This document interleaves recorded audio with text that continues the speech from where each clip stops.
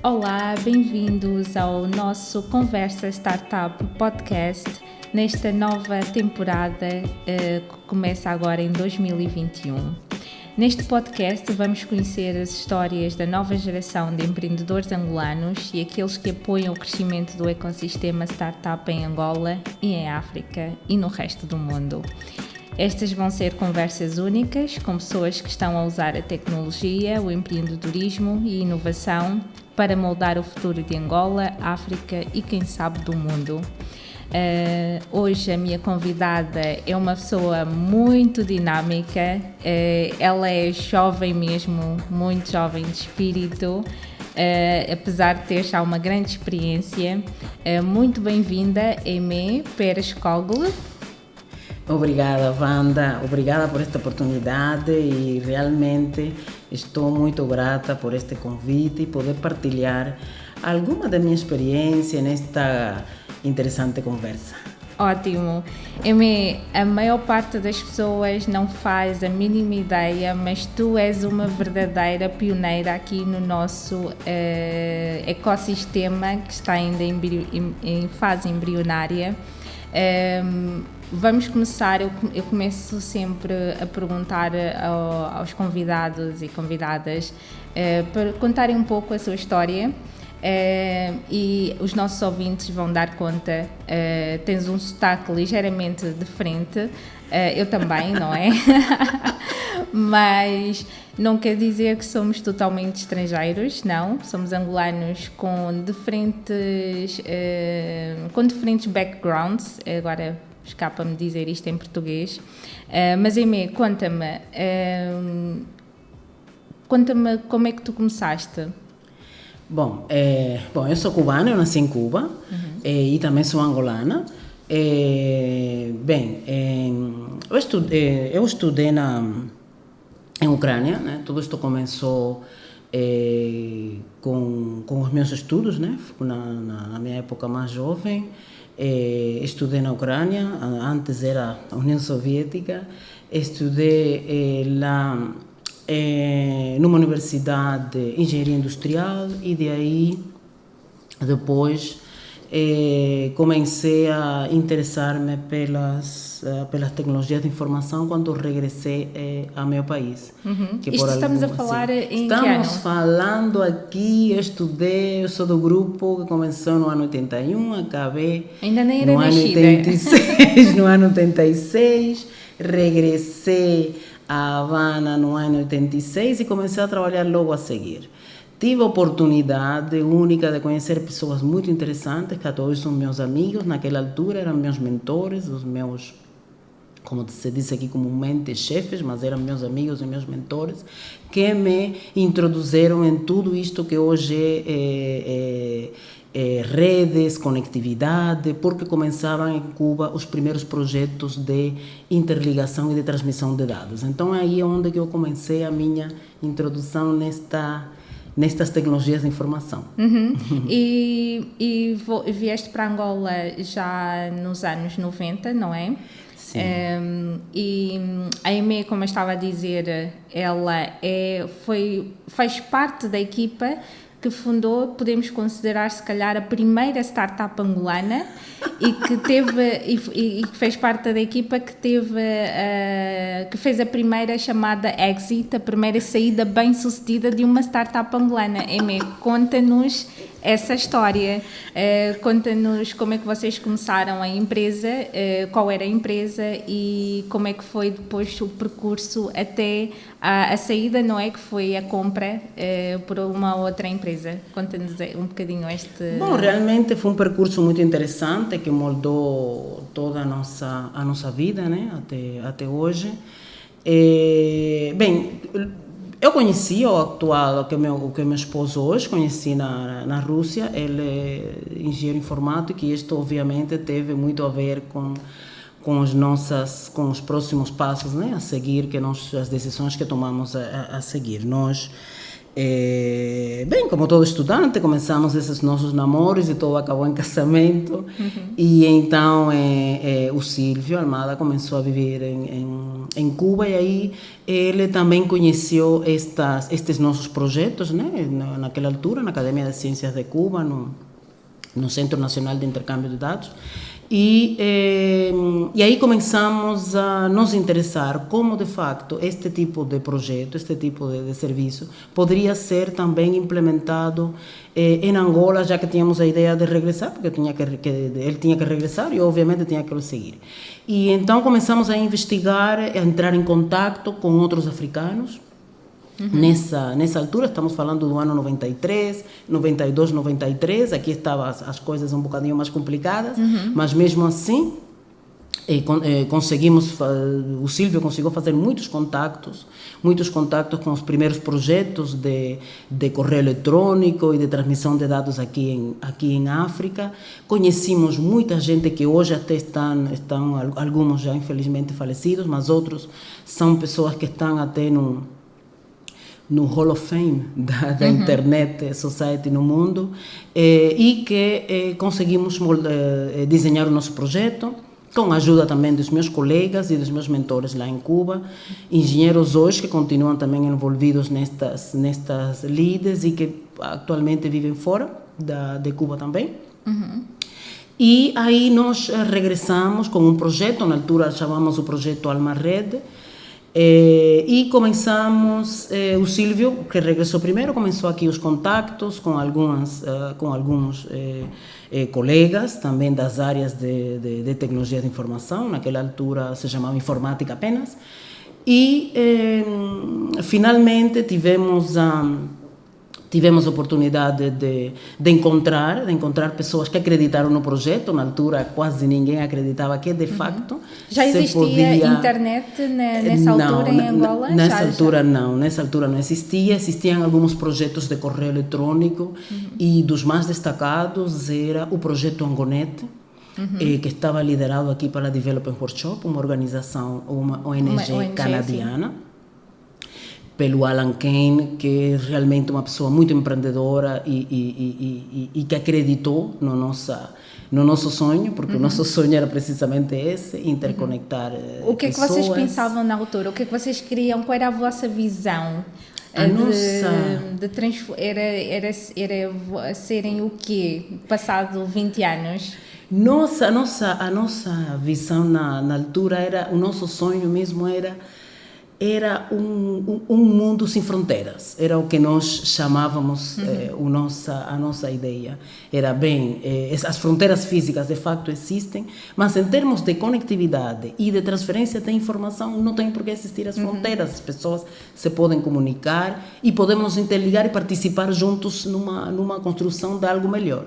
E então, essa era a nossa visão. Então queriam não só conectar Angola, mas pelo que eu estou a perceber, queriam conectar África, não é? Também. Sim, conectar-nos nós com o resto do mundo. E claro que tínhamos que começar por aqui, por África, porque obviamente as condições em comparação com a América Latina à altura eram diferentes, mas existiam muitos projetos e muito apoio das Nações Unidas e de muitas organizações não governamentais canadianas, americanas e também pan-africanas, porque isto foi também discutido a nível pan-africano em reuniões na Etiópia, na altura. Ok.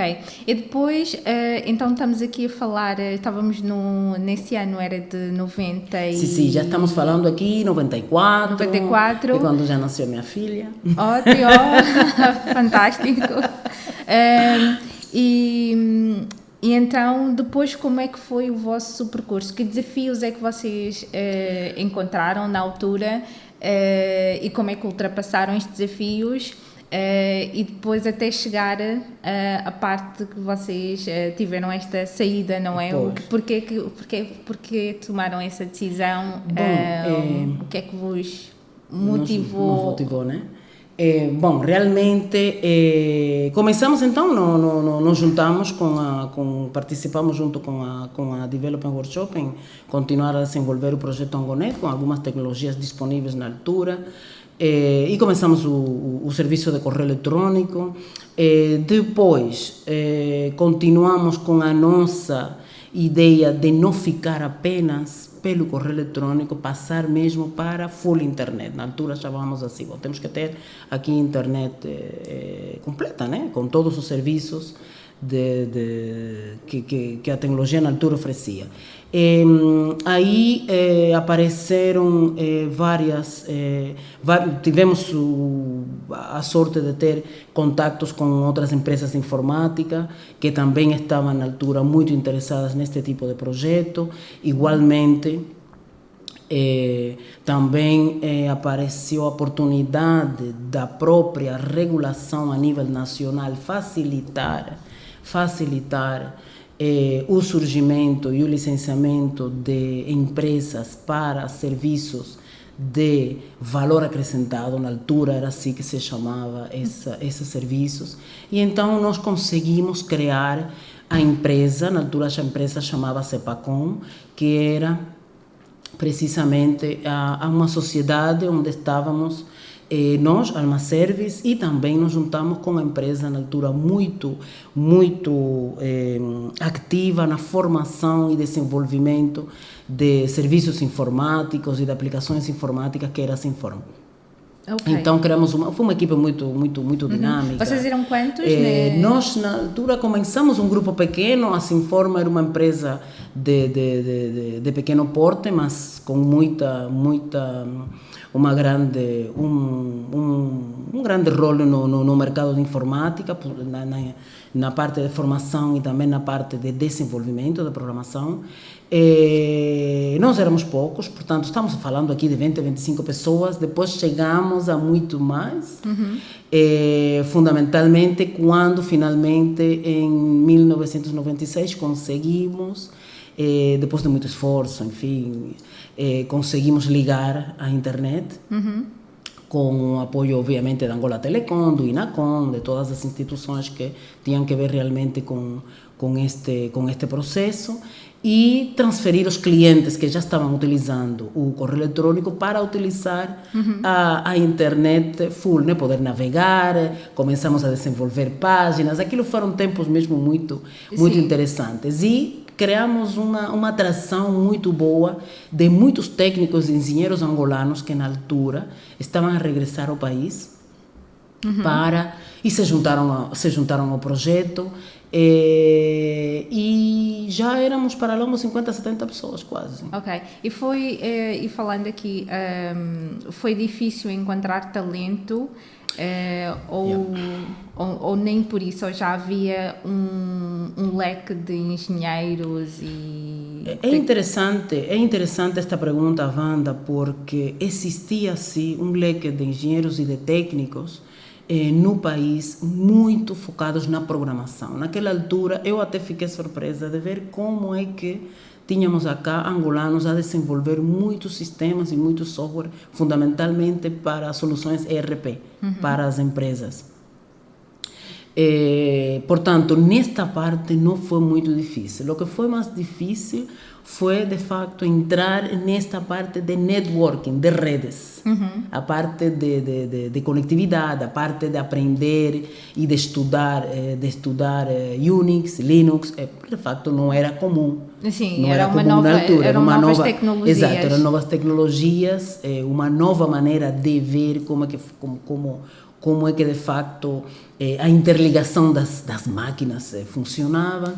E, bom, aí sim houve muito que estudar. Tivemos a sorte de contar com muito suporte de especialistas de Canadá que vieram a dar formação junto aos nossos colegas sul-africanos, ingleses, enfim, tivemos muito apoio internacional. Na altura era muito fácil, porque o que se queria era mesmo que a África avançasse e que Angola também avançasse. Sim. Então, havia muita gente. Há uma coisa que mencionaste aqui várias vezes e que eu acho que é importante reforçar, que é o poder não é do network. É que o poder das redes de contactos vejo que foi bastante essencial para o sucesso do projeto, não é? E depois aqui, antes ainda de chegar aqui a parte de como foi a vossa saída, não é? A vossa estratégia de saída, ao longo dos anos que vocês estiveram operacionais, como é que vocês financiaram a vossa empresa, o vosso projeto? Porque ainda hoje, não é? Nos nossos empreendedores é a luta diária do financiamento. Ou seja, já existiam, foi capital próprio ou havia investidores? Como é que vocês fizeram? Bom, o nosso capital próprio, por um lado, era nosso conhecimento. Esse era algo. Sim, o vosso know-how. Nosso know-how era muito importante. Só que hoje nós falamos muito, insistimos muito, que por vezes não se tem em conta isto, né? Então, evidentemente, isto era uma parte do capital. Capital financeiro nós não tínhamos. Então, o que fizemos? Nós nos juntamos com a Sinfon, criamos a empresa, eles já tinham localização, portanto já tinham localização, tinham clientes e tinham já uma empresa a funcionar e uma experiência em gestão e também um networking muito bom a nível aqui do ecossistema na altura, né? Empresarial. Isso é muito importante. E claro, juntos fizemos o nosso estudo financeiro e fomos o banco a lutar por um financiamento. E conseguimos esse financiamento, na altura foi com o BPC. Bom, também não tínhamos muitos bancos. Também não havia muita escolha. Também não havia muita escolha, mas também é importante dizer que o banco também e o pessoal do banco, em especial os gestores na altura do banco, acreditaram também no projeto e fundamentalmente na confiança nas pessoas, que é o que hoje, quando se fala com os investidores, é importante transmitir essa confiança. Do lado nosso, no meu caso, no caso do Silvio, no caso do nosso também outro sócio, que é o engenheiro Abdul, que nós chamamos, Abdul Santos, Candu, nós chamamos Candu carinhosamente. Não tínhamos, éramos muito jovens na altura e obviamente precisávamos deste suporte e deste networking e da confiança que os nossos sócios, neste caso Beto Marques e o Ramos Chaves, transmitiam para o mercado e para o banco. Portanto, isto foi crítico, foi muito crítico e conseguimos esse nosso financiamento, que foi muito difícil, gerir aquilo tudo, obviamente, para iniciar o projeto e poder, junto de toda aquela juventude que trabalhava também junto conosco, poder iniciar a correr a empresa, né? A gerir a empresa. Nós ficamos focados em tudo que é a parte comercial e a parte técnica e os nossos parceiros na parte da gestão, que era de facto a parte que eles tinham muita mais experiência. Sim, isso foi muito bom. E isso é fantástico, porque aqui mostra também a importância de fazer parcerias estratégicas. E que hoje também para muitos empreendedores é difícil, é desafiante conseguirem fazer estas parcerias estratégicas, porque tem que estar as visões têm que estar alinhadas, não é?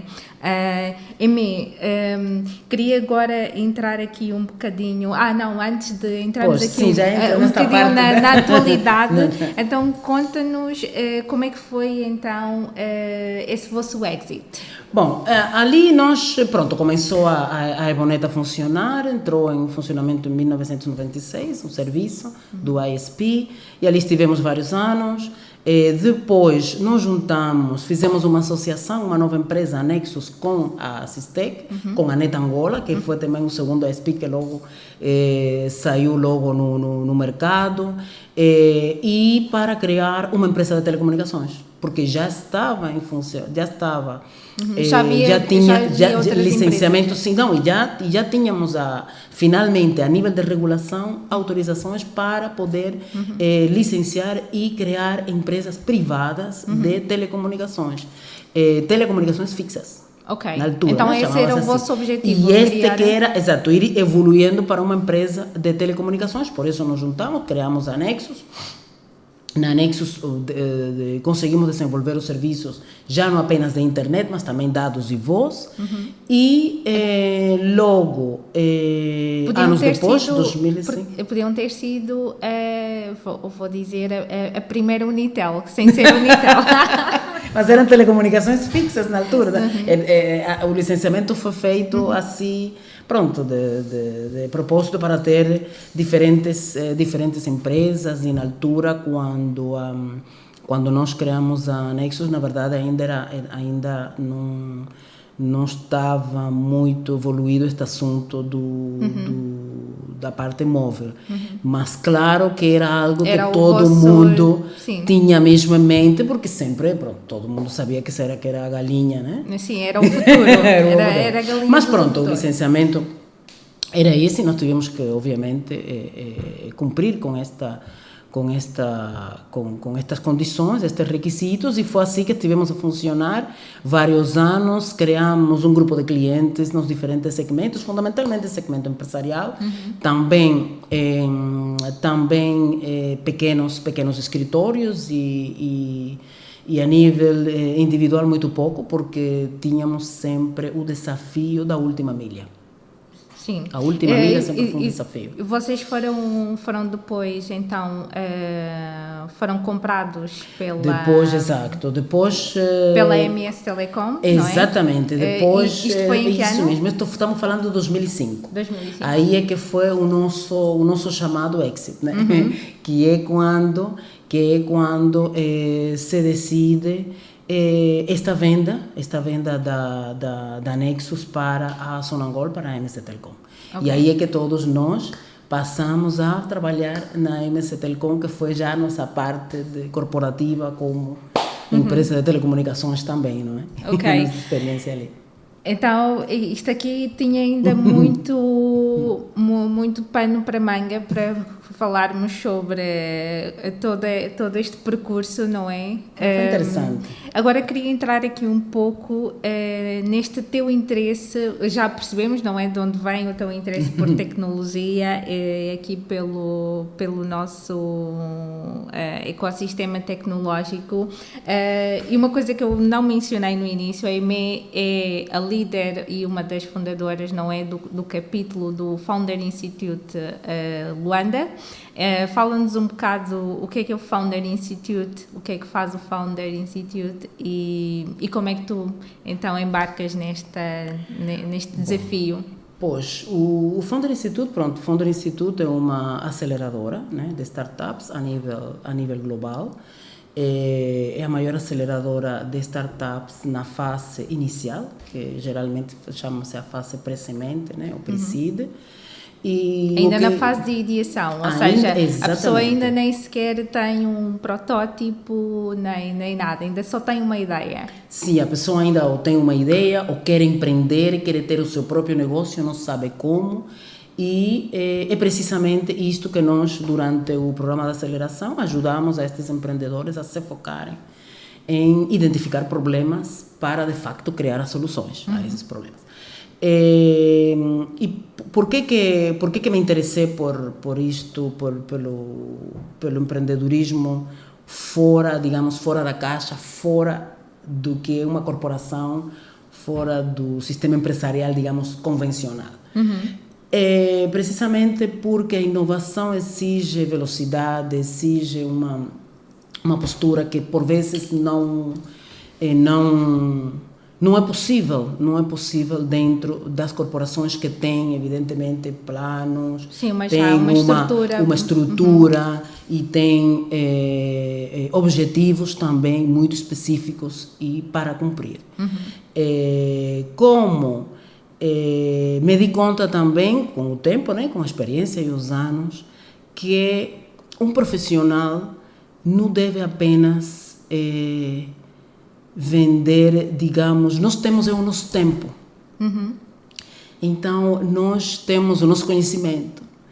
E é muito importante dar-se conta que nós não podemos simplesmente ficar encaixados em trabalhar 8 horas E isto é algo que de facto sempre me chamou a atenção e fui aprendendo também com a conversa com outros empreendedores e com outras pessoas que acostumam a trabalhar nesta indústria do conhecimento. Porque esta indústria nossa de tecnologia da informação é a indústria do conhecimento. Exatamente.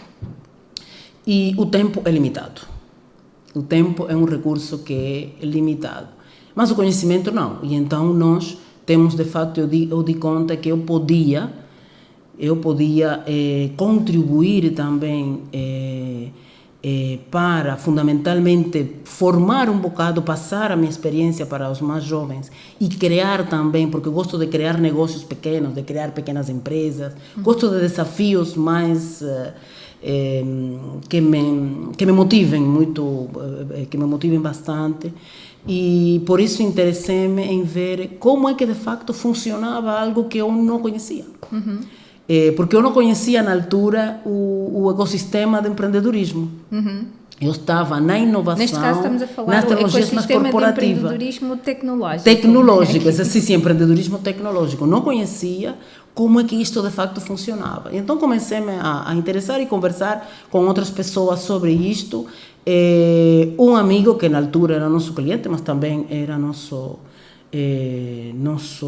amigo, porque ele depois saiu da empresa onde trabalhava, nos começou a introduzir neste novo mundo da inovação fora das corporações.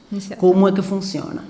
E aí começamos nas nossas férias e tal, a participar em eventos e tudo, e aí conhecemos como é que de facto as startups funcionam, o que são as startups, como é que de facto a inovação começa precisamente de uma maneira totalmente diferente como funciona nas grandes empresas.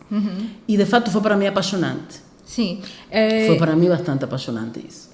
E depois como é que chegas então ao Founder Institute? Depois de estudar quais alternativas existiam no mercado, conversei com várias outras aceleradoras, por exemplo o Y Combinator, também muito interessante, com outras... o Y Combinator, para quem nos está a ouvir e não sabe, também, se calhar é um dos programas, talvez é o mais conhecido a nível internacional, mas não é o único, mas é o mais conhecido, a mais conhecida aceleradora a nível internacional. Ou seja, mais popular, não é? Exato. Existem outras e também está sediada nos Estados Unidos, em Silicon Valley, e também é muito interessante. E vou dar aqui também esta dica que a Paystake, que é uma startup africana, nigeriana, mais propriamente, que foi este ano, foi a primeira, talvez, não foi a primeira, mas este ano não, o ano passado, 2020, teve também uma exit que trouxe aqui um entusiasmo para o ecossistema startup africano, porque eles foram adquiridos por uma outra que ainda se pode considerar, já não se pode considerar startup, se calhar, a Stripe, que é também uma empresa americana que começou por ser startup. Estamos a falar aqui, são duas empresas que fazem exatamente a mesma coisa em mercados diferentes, que é pagamentos. São duas fintechs. Então, aqui era para dizer que a Paystake foi uma das poucas startups africanas que participou no programa de aceleração da Y Combinator, e foi esse network, novamente, eu gosto muito de insistir aqui na parte de como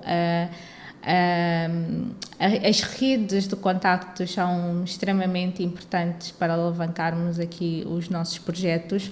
Então foi por eles terem participado no programa que os ajudou depois também a terem este contacto com a Stripe, não é? Através dos fundadores, e é muito interessante também para quem quiser, e há várias entrevistas com os fundadores da Paystake, e é muito interessante ouvir o percurso deles também. Então é possível nós chegarmos lá também. Desculpa ter cortado para fazer este não, mas é um esclarecimento importante.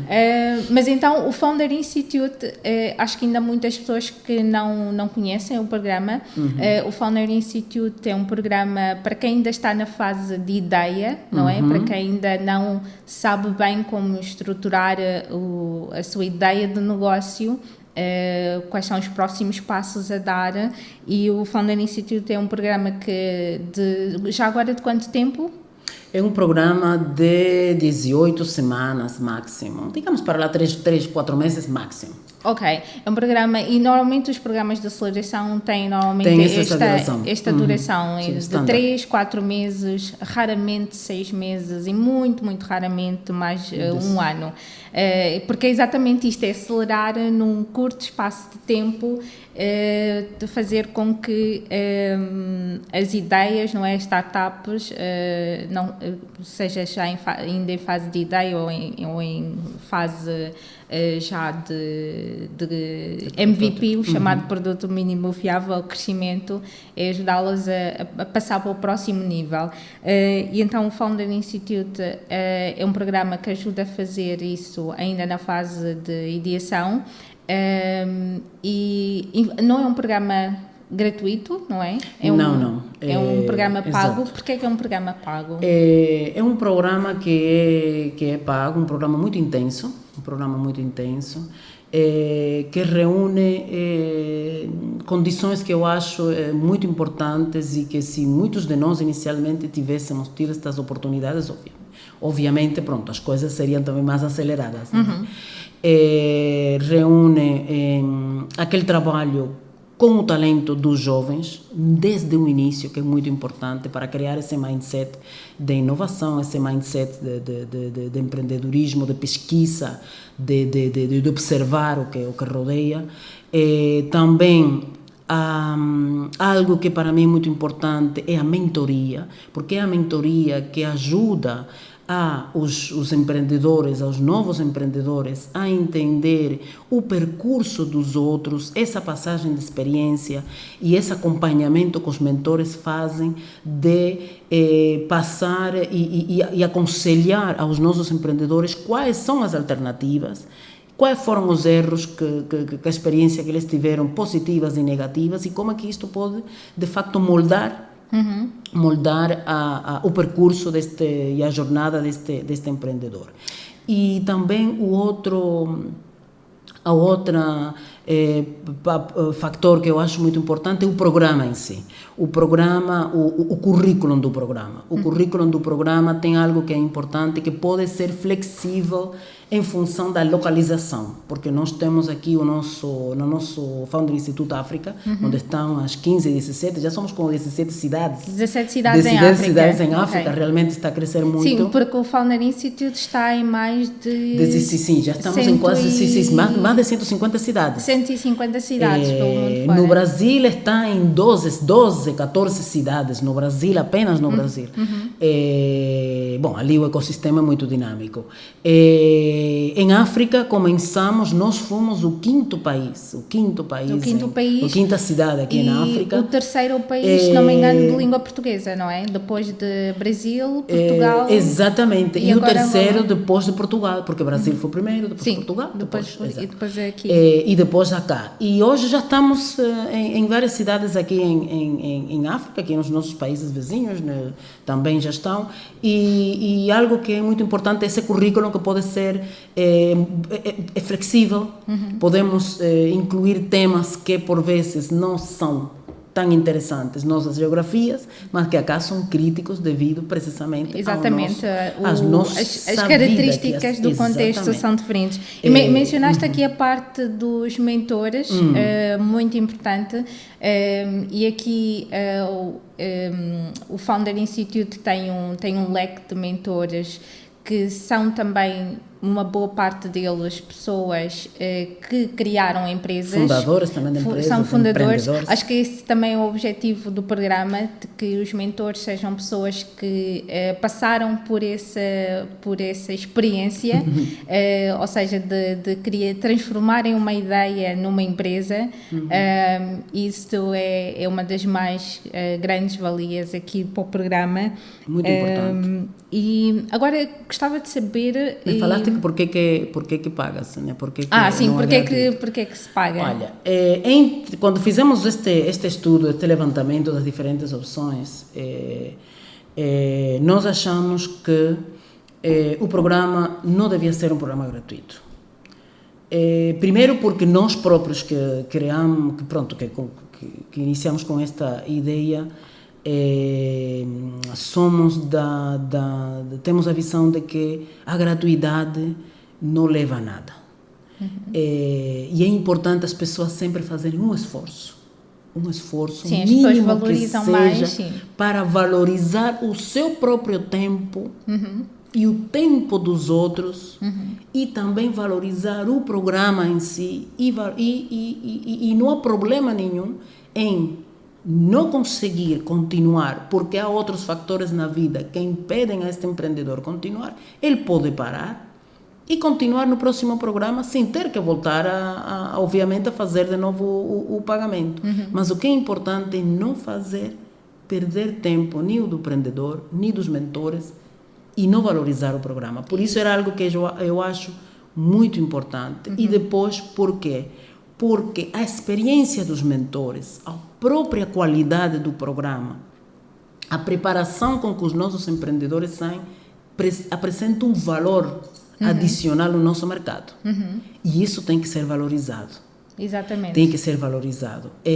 Depois, há outra situação muito importante que gostei muito da aceleradora. As outras também têm, mas em outras proporções. É a participação, não é? O potencial que tem cada um dos mentores e os próprios colegas dos diferentes programas de participar no patrimônio das empresas que são criadas durante o programa. Okay. Se essas empresas têm, e esse que é o nosso objetivo, né? Finalmente ter empresas de sucesso, empresas que de facto possam ter um exit interessante, ter os nossos futuros unicórnios no país, que temos que ter.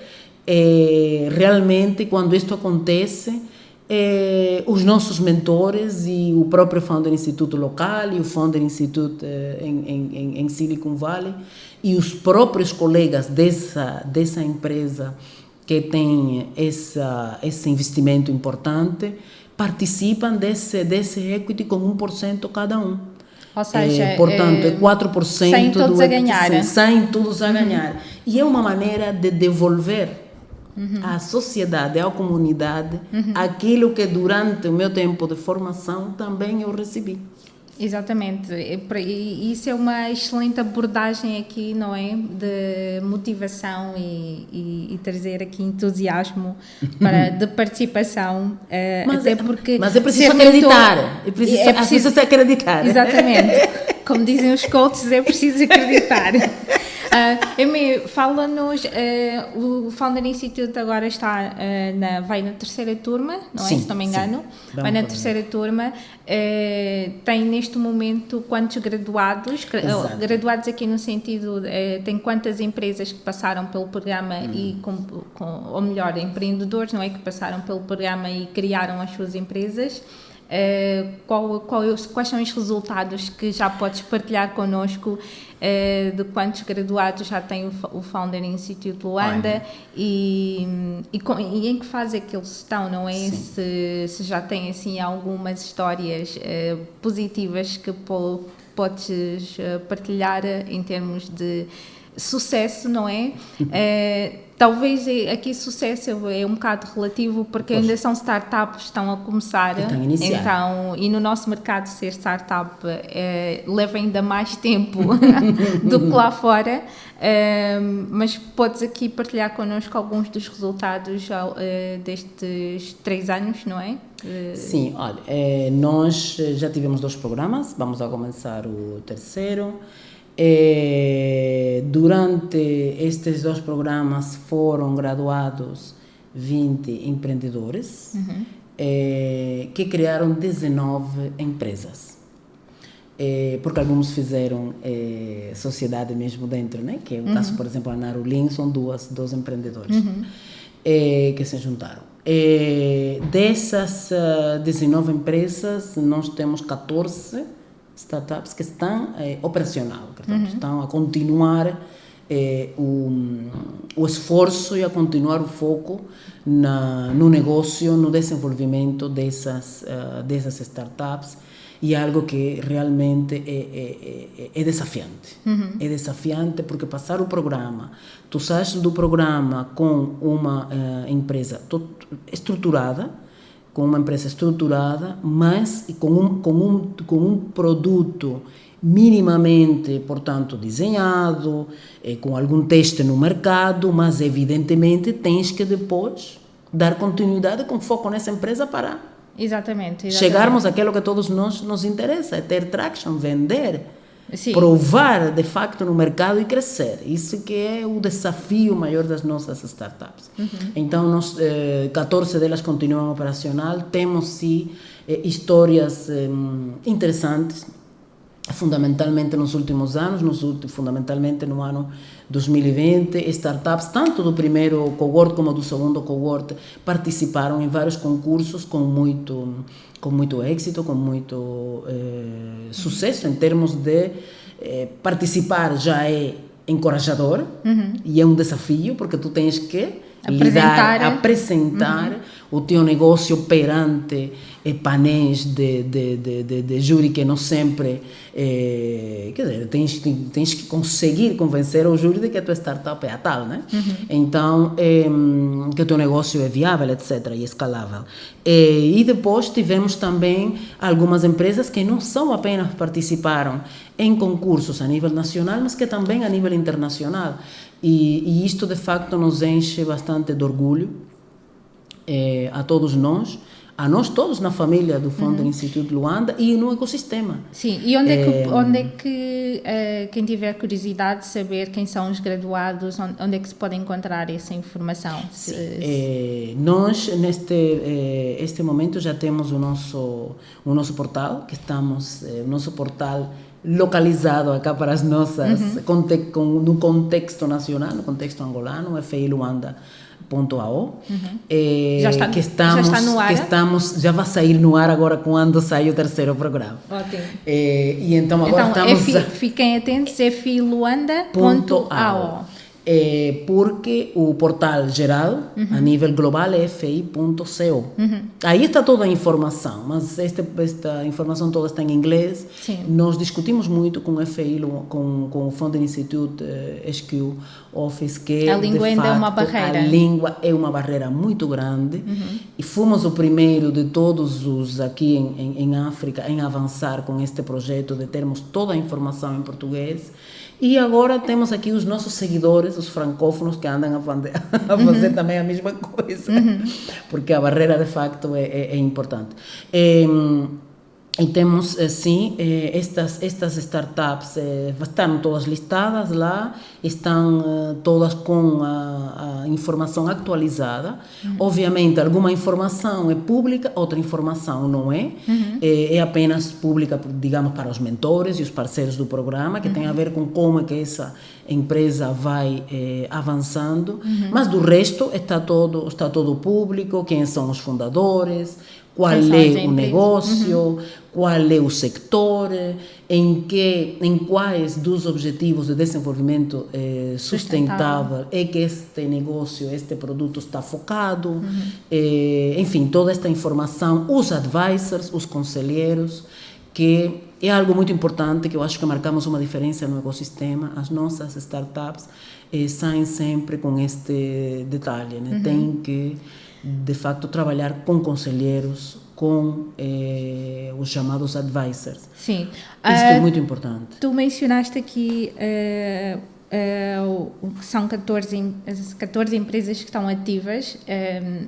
Fica aqui uma dica muito, muito importante aqui para as nossas instituições públicas, não é? Porque precisamos de mais empresas, não de menos. Exato. E esta pandemia, não é, que ainda não terminou, veio arrasar aqui com muitas empresas de negócios tradicionais. Muitas empresas fecharam, e são estas novas empresas que usam a tecnologia, não é, que trazem inovação, que vão refazer aqui, vão começar aqui a desenhar a nova economia que nós precisamos. Nós estamos bastante, acho que ainda estamos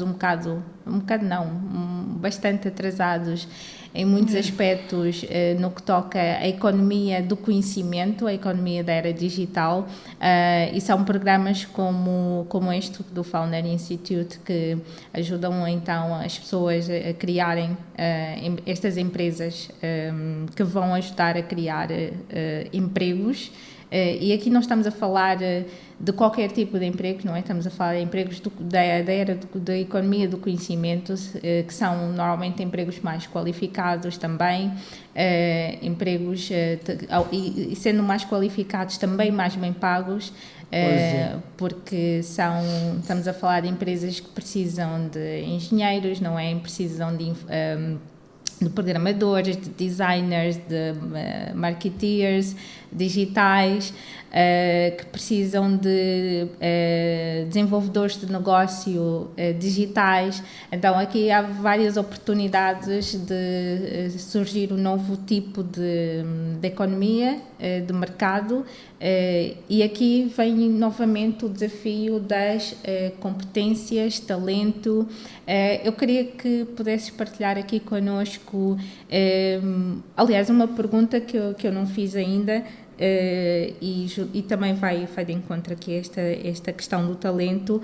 Como é que tu vês o ecossistema, como é que vês este nosso ecossistema startup tecnológico angolano, ou se calhar é melhor dizer luandense, não é? Porque Angola é grande e nós infelizmente estamos aqui muito limitados, não é? A Luanda ainda, mas como é que tu vês este ecossistema? Vamos só focar-nos aqui por Luanda, senão né? Vamos ter pessoas de Benguela ou do Ambo ou de Cabinda aqui a dizer-nos Luanda não é Angola.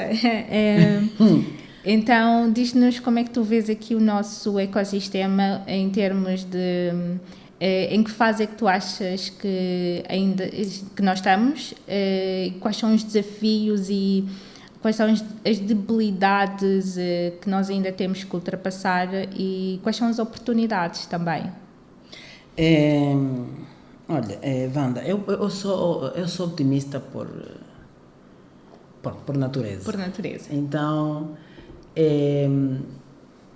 eu era uma outsider para o ecossistema. Porque eu venho do segmento corporativo, empresa, diferente. E realmente tive mesmo que aprender a me relacionar com vocês, porque vocês foram os... Bom, nós nos conhecíamos assim. Exatamente, foi mesmo assim. Nós nos conhecíamos assim, eu quis conhecer quem eram os protagonistas, né, os agentes deste ecossistema em Angola antes de começar com o projeto, e precisamente foi isso, eu comecei a conhecer as pessoas, os líderes, as pessoas que de facto iniciaram todo este processo e que papel joga cada um. Eu, na verdade, na altura fiquei gratamente surpresa, porque não tinha ideia, e acredito que muitas pessoas não têm ideia de todo o potencial que esse ecossistema tem. Porque são pessoas jovens com um mindset diferente, com postura, com uma percepção de futuro diferente e até optimista de como é que o país pode de facto avançar. Agora, já sobre e acho que isso é bom, acho que isso é uma coisa boa. Agora, o nosso ecossistema está, claro, numa fase muito nascente, muito inicial. Se conseguem identificar os diferentes agentes, né, que nos interrelacionamos, né, no ecossistema, tanto os que damos suporte, como os próprios empreendedores, que são, de facto, o centro do ecossistema. E uma das questões que eu acho que é importante entender quando se fala de ecossistema é que nós próprios, que somos os agentes, entendamos que o centro e o foco e o ecossistema existe para precisamente os empreendedores. para que esse talento seja o melhor explorado possível, esse talento seja o melhor, responda o melhor possível às necessidades, aos problemas que o país tem e precisamente inove e tenha essa possibilidade, dar todas as ferramentas para que isso aconteça. E é uma das características que eu acho que ainda temos que entender todos. Acho que às vezes não há muita clareza em quem é que deve, portanto, quem tem que liderar o ecossistema, quem de facto, nós todos que damos suporte existimos porque o empreendedor existe. Isso é o mais, esse empreendedor existe. Então, esse que é muito, muito importante. Eu acho que é um fator que é necessário ainda trabalharmos mais nisso. Depois, acho que existem alguns gaps no ecossistema. Falamos primeiro do gap de financiamento. Eu acho que sim, é um gap, é um problema, mas para mim não é o mais importante. O mais importante que eu acho precisamente é formar esse empreendedor. É o mindset do empreendedor e de todos nós que fazemos parte do ecossistema, essa cultura de trabalhar em este networking constante. E partilhar, porque há muita gente que ainda, e sentes isso, que há muita gente importante. Que não gosta, eu pelo menos tenho essa experiência, há muita gente que não quer partilhar a sua ideia porque tem medo que lhe roubem, tem medo que as pessoas vão, e também acho que aqui, e é esta cultura que temos que mudar, não é? Também sentes isso? Sinto isso. Acredito que no início notava muito mais isto. Acho que com o tempo vai melhorando. Vai melhorando porque à medida que vão entrando mais pessoas no ecossistema, o ecossistema tem que ser por natureza inclusivo. Exatamente. Tem que ser inclusivo. Não é chique, não é elite, tem que ser inclusivo. E isso é algo que eu acho que todos os ecossistemas no início começam com essa... Sim, cada um quer fazer a sua cena. Exatamente. Exato. Mas depois vamos nos entendendo, não é?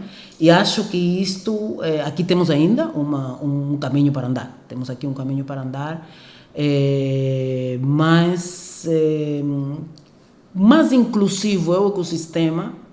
Nós vamos criando um caldo de cultivo, não sei se como que se diz isso em português, vamos criando as bases para que de facto, digo assim cultivo porque sabes que quando tu tens batatas e se tu tens a maioria das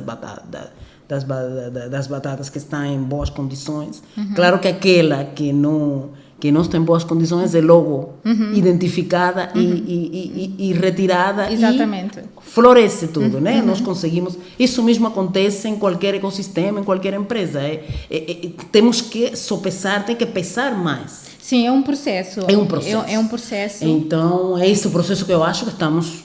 Sim, ainda estamos a começar a este processo e a dar estes passos. Mas acho que é um ecossistema que está ficando cada vez mais dinâmico, muito mais dinâmico. Sim, já temos muito mais startups hoje em dia. E é isso que é mais importante. Morrem também muitas, isso é verdade, mas isso faz parte do processo, até porque a estatística global, e nós não somos alheios, né? Não somos exceção a essa estatística global, que mais de 97% das startups morre ao fim de 2 anos. Então, imagina, se lá fora em mercados até mais desenvolvidos elas morrem, imagina aqui, não é? Com os nossos desafios. E esse é que é um desafio que nós temos. No nosso caso, das aceleradoras e incubadoras, é precisamente isso, o day after. O que acontece? Como nós não deixamos morrer esses projetos. E é isso o que nós, na nossa equipe, temos já algumas ideias de como é que isto, de facto, pode ser, podemos contribuir para que isso não aconteça. E isto que eu acho que não acontece no ecossistema. Nós temos que identificar todos os players bem e cada qual sentir-se realmente qual é o seu contributo. Exatamente. No pipeline tudo, porque o fim do pipeline é o quê?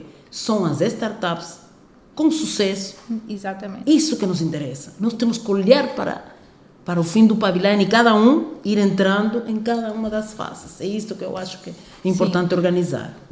E aqui, quais são que achas, melhor dizendo, quais são as...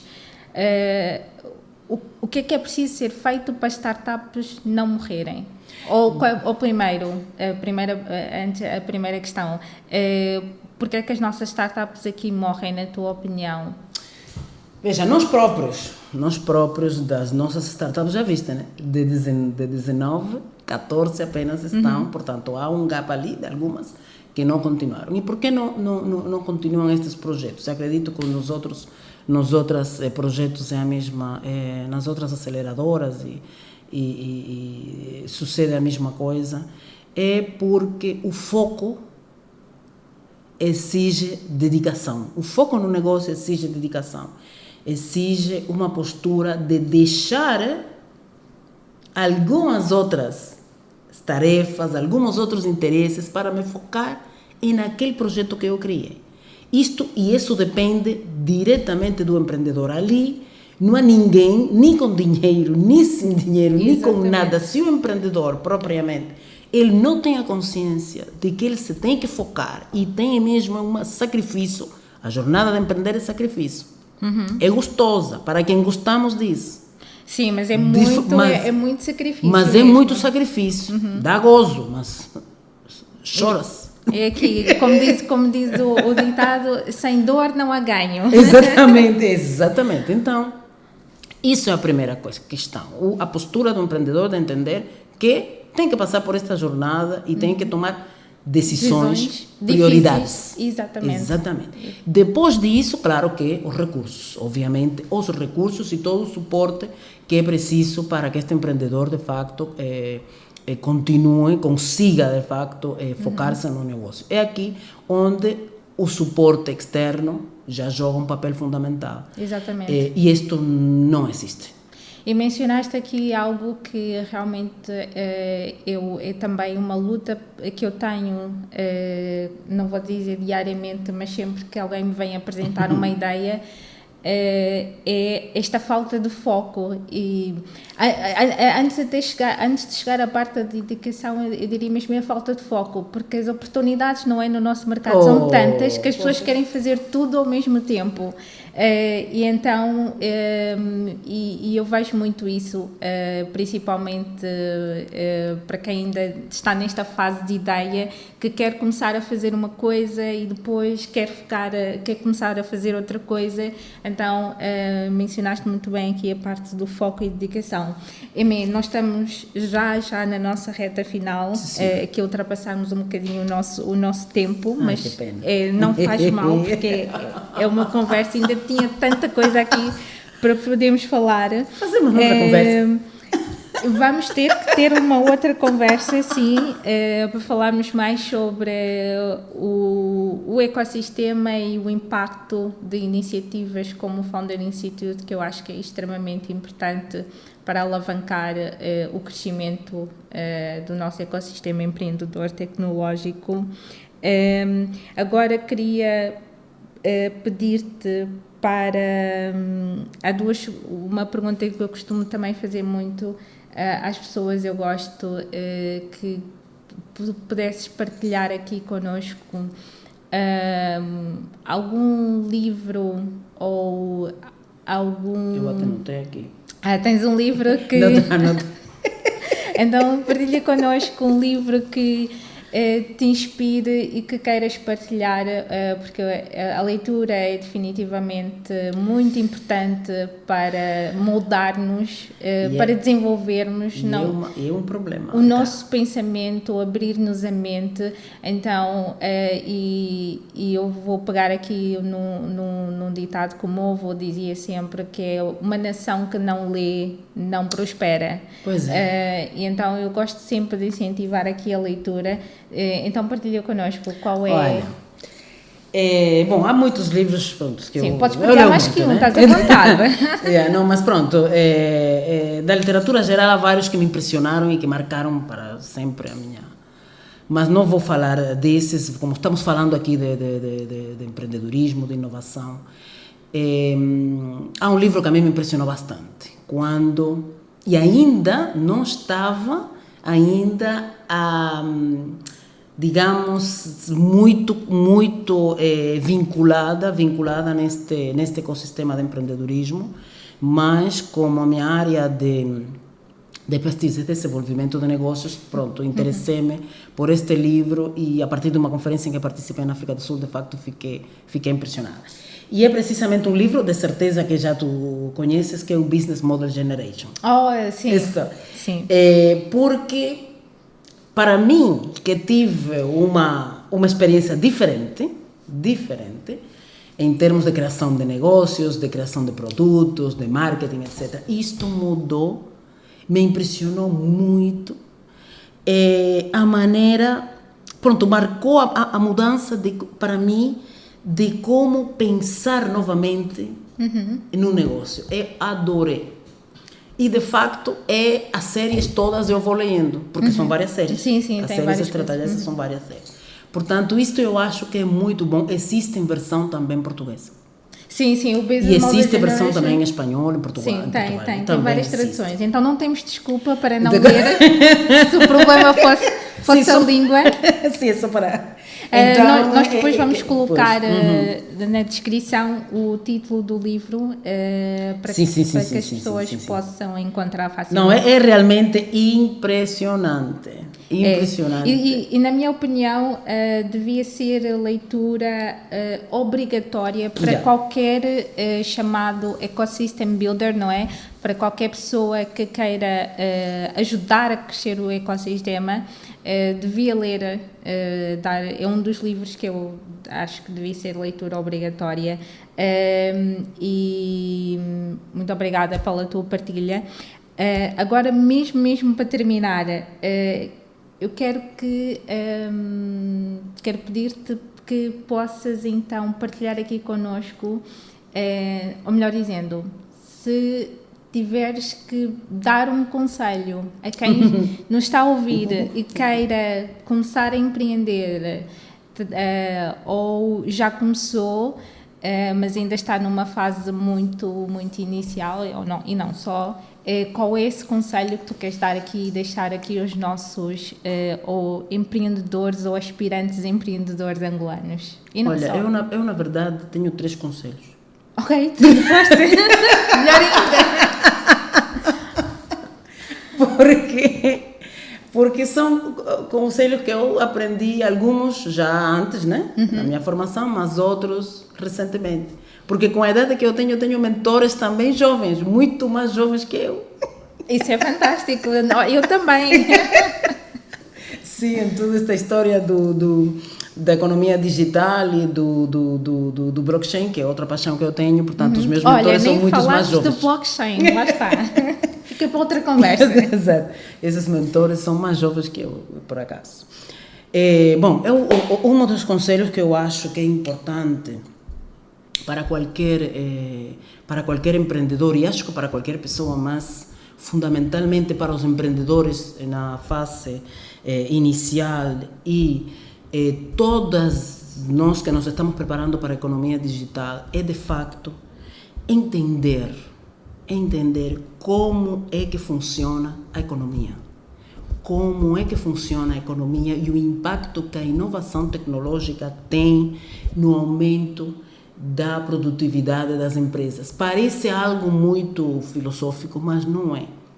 Por quê? Porque quando todo o fim de qualquer empresa é precisamente maximizar, né? Maximizar os lucros, mas o que é mais importante é, de facto, que esses lucros tu possas utilizar a tecnologia para constantemente inovar, porque se nós paramos de inovar e de nos manter informados e de acompanhar o que acontece, a empresa também para, o nosso projeto vai mesmo a parar. E é algo que para mim mesmo é importante. E como funciona a economia é algo que é importante para qualquer empreendedor, porque ele não apenas tem que focar na parte técnica. Se vou ter um webmaster, se vou programar ou criar uma app. Não é uma app que nós vamos a criar um negócio para resolver um problema. Exatamente. A app é simplesmente uma maneira de distribuir, é um instrumento. Exatamente. Mas por isso que temos que ver como é que funciona a economia, como é que funciona uma empresa. É muito importante para os nossos empreendedores. Esse é um conselho, porque eu passei por isso. Eu não tinha conhecimento de gestão quando eu iniciei, e isso me criou certas dificuldades. Outra coisa que eu acho que é importante, e isto eu digo porque eu tenho minha filha na vossa idade, e acho que é importante para a juventude, é ser curioso. Exatamente. Observar. Observar, ser curioso, ler, documentar-se. Não guiar-se apenas por o que nos digam nem os pais, nem os professores, nem ninguém. A pessoa tem que saber escolher as suas fontes, escolher as suas opções, estar documentado, informado, para poder tomar decisões em consciência. Exatamente. Eu acho que isso é muito importante para o empreendedor, fundamentalmente, porque o empreendedor tem uma equipe, mas a responsabilidade da empresa, desse negócio, recai sobre os, como se diz? Os ombros. Sobre os ombros do empreendedor, porque são ele é que toma as decisões. Exatamente. É aqui a parte de... eu gosto muito desta... é a parte de responsabilização, não é? Exatamente. Autorresponsabilização. Exato. E para isso é que estar informado. Exatamente. Senão você toma decisões erradas. E algo que eu acho, e isto digo porque pronto, sou otimista, sou uma pessoa que sou alegre, gosto eu acho que é importante desfrutar essa jornada. Quem quer ser empreendedor tem que gostar daquilo que está a fazer, tem que ter paixão, tem que ser autêntico. Sim, não é à toa que tanto se prega, não é? Tem que fazer algo com paixão. Tem que fazer algo com paixão, tem que ter autêntico. Quando tu fazes algo autêntico, é algo realmente, tu desfrutas dessa jornada com todos os problemas que possas encontrar no caminho. É normal. Sim. Cada problema vai passando. E não são poucos. E não são poucos. Tu eres autêntico, consigues ser feliz e consigues fazer feliz aos outros. Porque não se pode, de facto, empreender com pessimismo, não é possível, porque você não vai chegar.